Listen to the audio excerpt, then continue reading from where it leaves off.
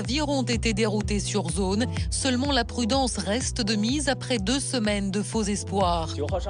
De soi-disant débris repérés au large du Vietnam, des téléphones portables qui sonneraient dans le vide et des hypothèses, actes prémédités, coup de folie d'un pilote ou accident. A bomb could cause instantaneous failure to an aircraft, catastrophic equipment failure, explosive depressurization. Tous les scénarios ont été passés au crible. Le vol MH370 de la Malaysia Airlines, qui a changé de trajectoire et a continué à voler plusieurs heures après avoir coupé le contact, interroge sur la sécurité aérienne. Est-ce qu'on peut imaginer que l'un de ces États dispose d'informations, par exemple, à l'aide de radars qu'il ne souhaite pas déclarer à son voisin et rival, et donc il garde par-devers lui ces informations? En termes de capacité, le seul qui pourrait véritablement, et d'ailleurs qui a déployé des satellites, par exemple aussi, c'est la Chine.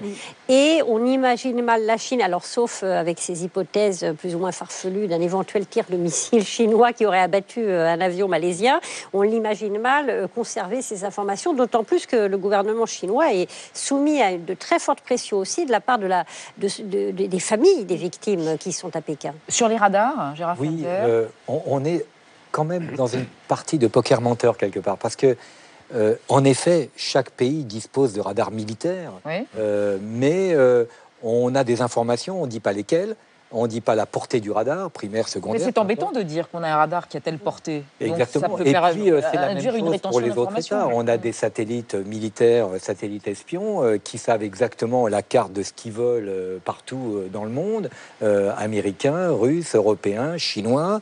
Alors, on donne des informations, mais on ne veut pas trop en donner pour ne pas dire qu'on est capable de trouver une épingle dans une botte de foin. On nous cache des choses de toute évidence.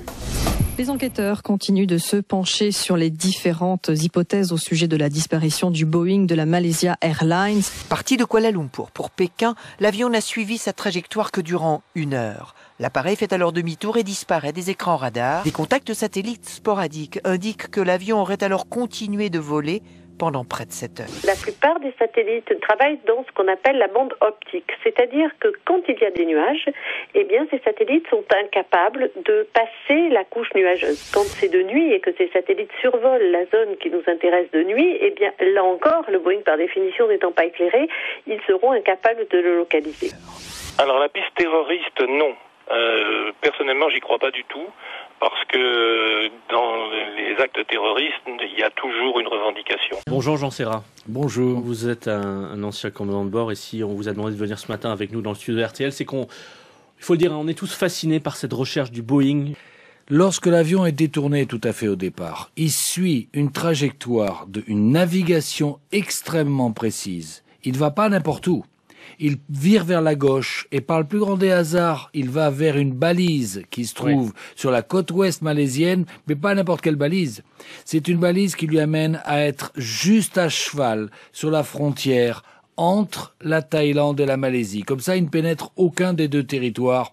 Pas d'intervention militaire possible. Ça peut être fait exprès? Ah, ça a été fait exprès. C'est de toute évidence, puisque arrivé vertical de cette balise, qu'est-ce qu'il fait? Il vire à droite. Pourquoi?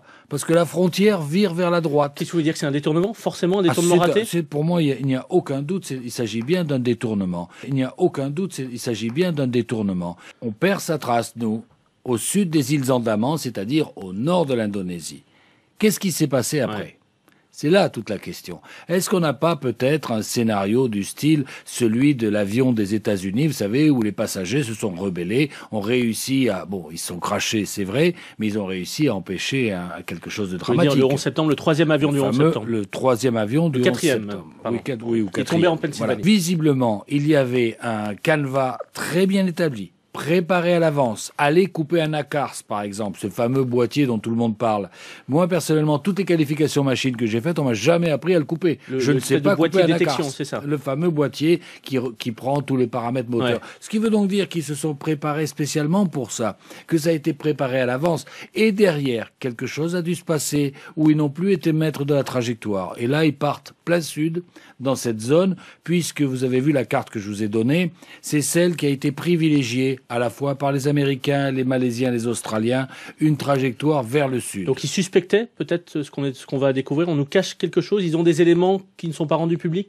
Ah, ça qui est des éléments qui ne sont pas rendus publics, c'est une évidence. Je vous rappelle que le satellite qui a pris les photos, qui est un satellite civil, alors que les photos que vous avez reçues sont marquées en haut à gauche, il y a marqué ministère de la Défense, donc c'est passé par un premier filtre. Ces fameux satellites, nous avons la définition très technique de ces satellites, ils sont capables de filmer cette table.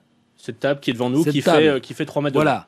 Or là, on nous montre une carte qui doit faire à peu près la taille, je sais pas moi, de 2 communes de France, avec un tout petit morceau qui fait un demi-centimètre, qui est supposé faire 24 mètres. Donc on nous cache des choses. On nous cache des choses de toute évidence. Merci beaucoup Jean Sirade d'être venu répondre à ces questions, ou plutôt soulever d'autres questions qu'on ne se posait pas peut-être à propos de cet avion. Merci à vous, bonne journée. Je vous remercie. Je rappelle que vous êtes un commandant de bord très expérimenté.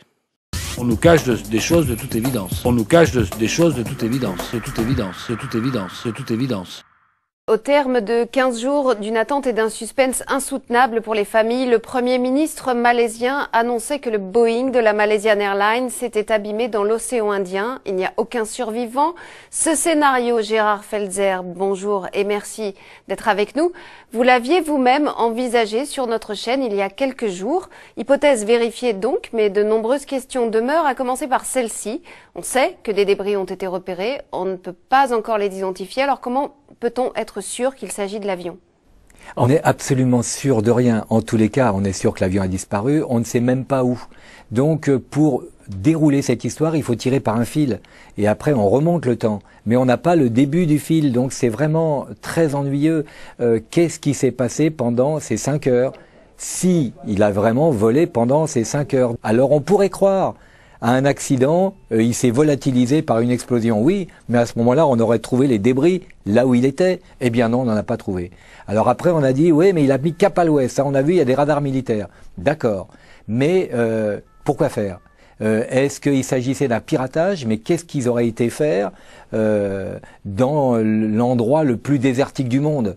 On ne sait pas de revendication, rien du tout. Donc, ça colle pas non plus. Est-ce qu'il a une panne majeure avec laquelle il s'est battu, le pilote, sans avoir possibilité de lancer un message d'alerte, le feu par exemple? C'est quelque chose qui s'est déjà vu.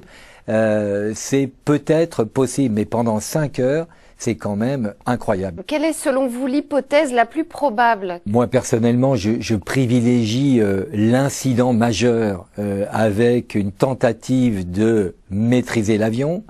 Le feu, l'explosion, peu importe, mais je doute sur le fait qu'il ait pu voler aussi longtemps.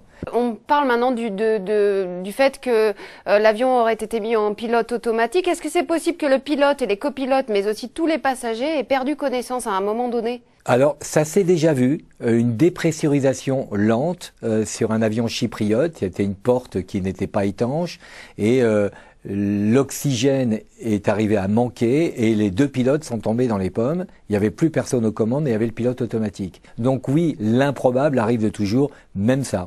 Des moyens considérables ont été dépêchés dans le secteur pour tenter de repêcher notamment les boîtes noires qui seules pourraient expliquer le mystère.